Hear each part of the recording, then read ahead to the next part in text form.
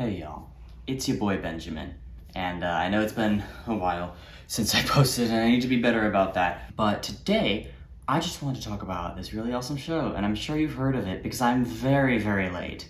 I am over 2 months late, so this is not going to be new. But I also know that Heartstopper fans are starving for content. So, this is why I'm here, because I also just want to talk about it, and I have told all my friends about it, and now I feel the need, for some reason, to tell the internet about it, even though you probably have 5,000 other videos saying exactly the same thing as I am.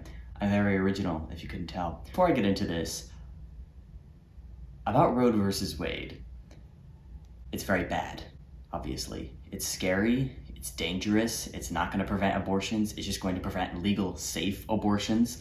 So there's going to be a lot more deaths and injuries that come from abortions now. Not really less abortions, just more unsafe abortions. And it's bad. It's really bad, and it's horrible, and it's scary. Yeah. And I've said before, I don't really like to cover like news on this channel pertaining to like more negative things, but obviously it is important. It's an important thing, and that's why I mention it. It's something that seems so far away until it actually happens, and it's actually happened. So if anybody is living in a state that has one of these trigger bans or is going to be restricting abortions, my heart goes out to you. Anyways, yeah, I just wanted to say it sucks.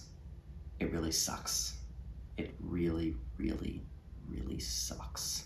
And I would also encourage you to keep inclusive language while you're talking about this, because women are not the only people that can get an abortion and that can get pregnant.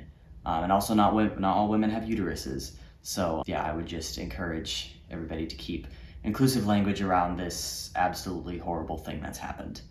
Thank you. And now on to something that's lighter and full of a lot more joy than what is going on in the USA right now. And that is Heartstopper. If you don't know what Heartstopper is, where have you been? I don't know where you've been if you haven't heard about this, but it's based off of some comics by the same name. I think there are currently 4 volumes. I haven't actually read the physical books. You can read them online on Webtoon or Tapas, which are both free, which is great. But it was released on Netflix on April 22nd, and it's about 2 guys who live in England, I think South England or something, it doesn't matter. And they fall in love, and it's very nice, it's very good, and I love it, and I've seen it 4 times in 3 different languages. So if you haven't seen it, 1, why? Also, I'm gonna give you reasons why you should watch it, because it's great, and I love it, and it's great. Why you should watch Heartstopper on Netflix. Or if you don't have Netflix or you can't afford Netflix, I'm sure there's some other website that's definitely not illegal that you can get it on. Number 1, it's easy to watch. It's one of those shows where you don't have to think too much. I just finished Ozark with my sister and her boyfriend a couple of weeks ago, and that one is one where you have to use your brain. You have to think about things, you have to remember things. Like there's things that come up in the 4th season that were important like 3 seasons ago. There's only 1 season of Heartstopper, but that's gonna change in the next couple of years. Anyways, you don't have to think very much. It's very easy to watch. You can watch it while you're doing something else. You don't have to put your full attention to it, which I really like in a show, because there are a lot of shows nowadays where like they're very complicated, but this one is just nice and easy. Number 2, there's some very heavy themes that are handled very nicely and still in a way that's positive. And I think this is going to be very apparent, especially in the later seasons. There's the comics, and I've read the comics many times. And if you've seen the show but haven't read the comics, read the comics. You don't have an excuse.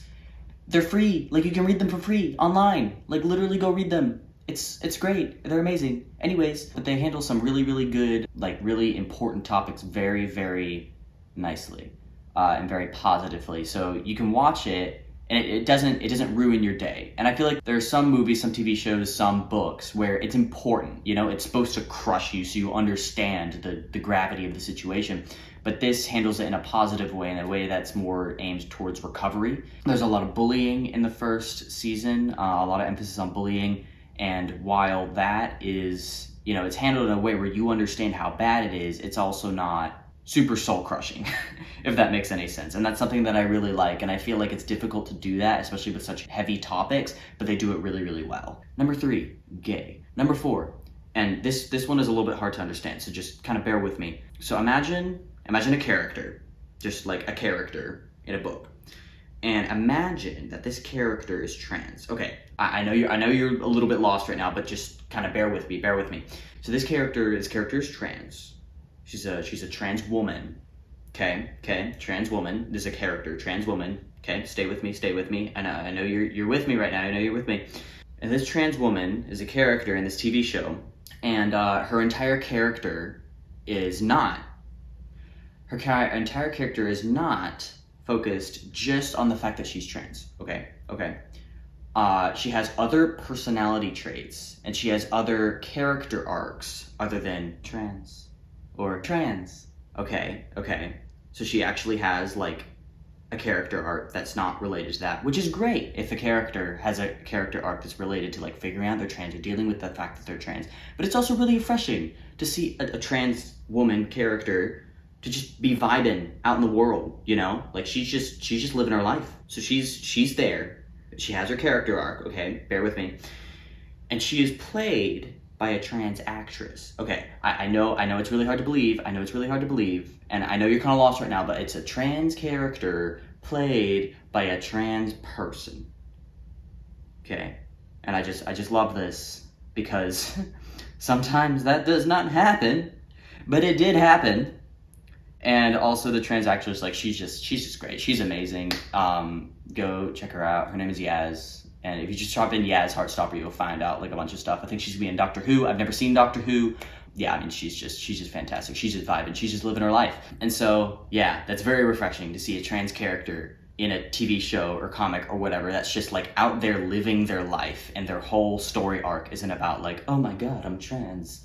Which obviously those stories are really, really important, but it's also just nice to see somebody just living their life. Number 5, they have teenagers in this show. The show is about teenagers. They're in high school, but also the actors are teenagers, which I find very refreshing because there are certain movies where there are teenagers played by people who are fully adults. Like not even like 18, 19, like no, this person is 25 or this person is like 30. But you know, just shave. You'll play a teenager fine, right? Yes, these people are young, they're young people, and it's just very refreshing to see a show that has young people play young people. It's fantastic, it's great. It's also a little bit weird to think that like these actors are like 2 years older than me. That's kind of weird for me. But anyways, it's very nice to see. Number 6, I think we're on 6, the color schemes. And this is something that I haven't seen talked about very much, and this might just be me in my weird mind, but there's a color scheme, and it's blue and yellow, and it is everywhere. It is everywhere, oh my god. And I love this, just to be clear, I love this. It's just, the whole aesthetic of the show is just very, very pleasing to me, and I feel like it adds so much to the being able to watch it easily aspect. Like everything just flows, everything's cohesive. If you looked at one shot from the show and another shot from the show that are like completely different shots, you'd still be able to tell that it's the same show. Going back to the blue and yellow thing, it's everywhere. It's in the cafeteria. It's in the freaking window behind Nick and Charlie in the first freaking scene. It's on the umbrella during the umbrella scene. If you've seen the show, you know what I'm talking about, the umbrella scene. It's on Charlie's bed sheets. There's times when Charlie's wearing yellow and Nick is wearing blue. It's everywhere. It's everywhere. And if you look for it, you start to see it. I sound like a conspiracy theorist right now, but the blue and yellow, it's everywhere. If you've seen it, rewatch the show, look for the blue and yellow. It's everywhere.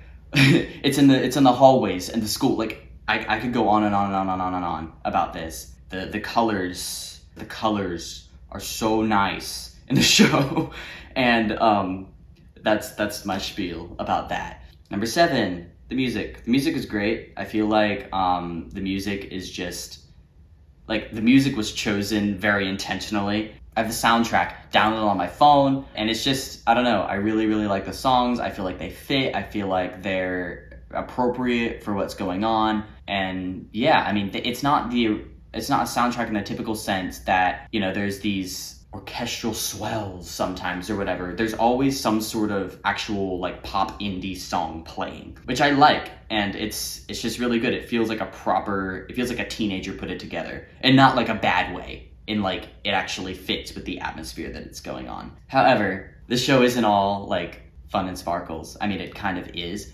but there are a couple of things that I have to complain about this show, and some of these are jokes, but some of them are actually like advice. So 1, there's a scene where somebody spits out some toothpaste and does not rinse their mouth out. And I know it's supposed to be better for your teeth. That's gross. What if you don't rinse out your mouth and you eat an orange? That's not gonna be fun. Also, there's a scene where Elle is drawing and she holds the pencil hold on. She holds the pencil like this or something. I don't even remember how she held it, but it was so weird. And it's like, Elle, what is this? How do you write like this? I get that everybody has a different grip when they're holding a pencil, but what is this? Anyways, those are some things that I did not understand. And then also, the show is great, but it's also kind of cheesy at some points. There are some times where you have to just accept that it's cheesy. You have to just accept that it's a little bit over the top. You have to just kind of accept that and move on. You can't be very critical thinking about it, otherwise you're not gonna enjoy it as much. You gotta kind of shut your brain off just a little bit to be able to fully enjoy it, because otherwise you're gonna be like, oh my god, this is so cheesy, bruh. It's a teenage romance thing. You gotta just accept that to be able to enjoy it. And that's that. And then the next thing is that there's a scene where they're at the beach and a very certain someone goes into the ocean with Vans on. And they look like very clean, nice Vans. They're not everybody has those shoes they're just you don't care what happens to them. They're covered in mud, they're covered in paint, they're covered in whatever, they're falling apart. So it's okay if you go in the ocean with them, right? But these shoes, these are very pristine Vans. And this dude goes into the ocean with his Vans on, and he's wearing jean shorts, and the jean shorts get wet in salt water. I don't understand. I don't understand a lot of things, but that is one of them. I don't understand why somebody would go into the ocean with perfectly good Vans. Get the salt water in them? Ugh. Anyways, that is my spiel. Thank you so much for listening to my spiel. I hope you enjoyed this. I hope you got a laugh out of it. Maybe not. I don't know how funny I am. I have no gauge on that, so we'll see. Anyways, you might get another video soon. You might not. I'm gonna be gone for all of July, so keep a lookout on my Instagram. I've been posting there. I've been posting there a little bit more. Kind of proud of myself for that, because I never actually use it really. Anyways, have a great day. Have a great life, and I'll see you next time. Bye-bye.